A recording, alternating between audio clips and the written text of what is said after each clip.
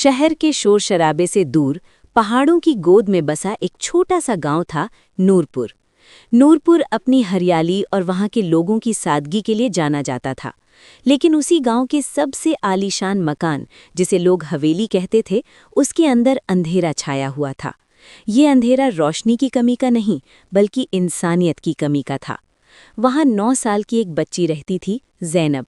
ज़ैनब के माँ बाप एक समुद्री सफ़र के दौरान तूफान की भेंट चढ़ गए थे।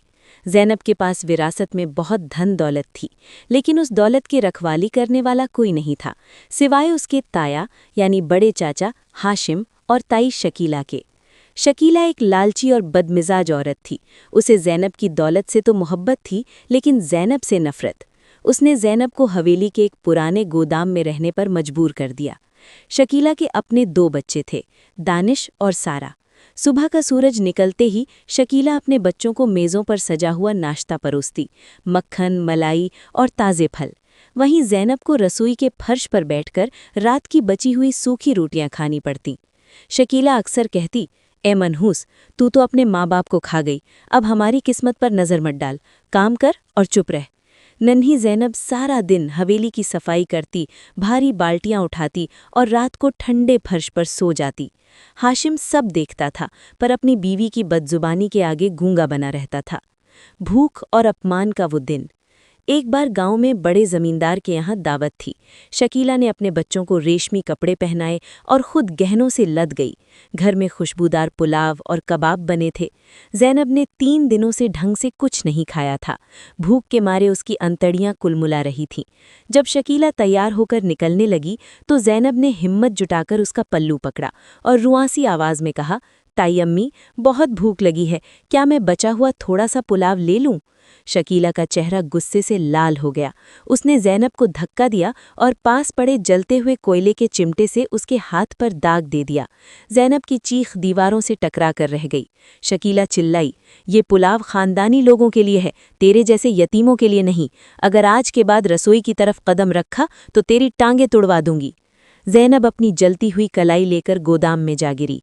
उसने रोते हुए आसमान की तरफ देखा और कहा, या अल्लाह, लोग कहते हैं तू सबका है, क्या यतीमों का कोई खुदा नहीं? मुझे इंसाफ दे या मौत दे। कुदरत का फैसला। कहते हैं कि यतीम के आंसू जब ज़मीन पर गिरते हैं तो अर्श हिल जाता है। अगले ही दिन से शकीला की तबीयत अचानक बिगड़ने लगी। उसे एक ऐसी अजीब बीमारी हुई जो किसी डॉक्टर की समझ में नहीं आई। उसके शरीर से ऐसी दुर्गंध आने लगी कि उसके अपने बच्चे भी उसके कमरे में जाने से कतराने लगे। उसका गला सूख कर कांटा हो गया था। जब वो पानी मांगती और गिलास होठों से लगाती तो पानी खौलता हुआ तेजाब जैसा महसूस होता। वो चिल्लाती पर आवाज़ नहीं निकलती। वो भूखी रहती पर खाना देखते ही उसे उसमें कीड़े रेंगते नजर आते। हाशिम ने शहर के सबसे बड़े हकीम को बुलाया। हकीम ने शकीला की हालत देखी और एक ठंडी आह भरकर कहा, हाशिम साहब, ये बीमारी जिस्म की नहीं, रूह की है। आपने किसी मजलूम का हक मारा है। जब तक वो माफ़ नहीं करेगा, ज़मीन का कोई इलाज काम नहीं आएगा। शकीला बिस्तर पर पड़ी पड़ी ज़ैनब को देखती, जो अब भी चुपचाप अपना काम कर रही थी। शकीला की आंखों में खौफ था, पर घमंड अब भी पूरी तरह टूटा नहीं था। खौफनाक अंत। 15 दिनों तक भूख और प्यास से तड़पने के बाद एक काली रात में शकीला की मौत हो गई, जिसकी चीखें पूरे गांव में सुनी गई। जब उसे कफन पहनाया गया तो लोगों ने देखा कि उसका चेहरा काला पड़ चुका था, जैसे उसे आग में झुलसाया गया हो। जनाजे के वक्त एक और खौफनाक मंजर हुआ। 4 हट्टे-कट्टे आदमी भी उसकी अर्थी को नहीं उठा पा रहे थे। ऐसा लग रहा था मानो अर्थी को जमीन ने जकड़ लिया हो। जब बड़ी मुश्किल से उसे कब्रिस्तान ले जाया गया तो वहां आसमान से अचानक बिजली गिरने लगी। जैसे ही उसे कब्र में उतारा गया, कब्र की मिट्टी से बिच्छू निकलने लगे। वहां मौजूद लोग दहशत से भाग खड़े हुए। हाशिम ने रोते हुए ज़ैनब को बुलाया और कहा, बेटी, अपनी ताई को माफ़ कर दे, वरना ज़मीन इसे जगह नहीं देगी। ज़ैनब ने अपनी जख्मी कलाई दिखाई और रोते हुए कहा, चाचा, मैंने तो उसी दिन माफ़ कर दिया था जब उन्होंने मुझे जलाया था, लेकिन शायद मेरा अल्लाह नाराज़ है। ज़ैनब ने वहीं कब्र के पास बैठकर दुआ के लिए हाथ उठाए, तब जाकर मिट्टी शांत हुई और जनाजा दफन हो सका। उपसंहार और सीख। आज भी नूरपुर के कब्रिस्तान में वो कब्र मौजूद है। लोग कहते हैं कि वहाँ आज भी घास नहीं उगती।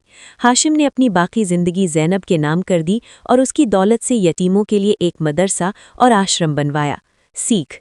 ये कहानी हमें याद दिलाती है कि 1. यतीम का हक। यतीम के सिर पर हाथ रखना सुन्नत है, लेकिन उसका हक मारना अपनी तबाही को दावत देना है।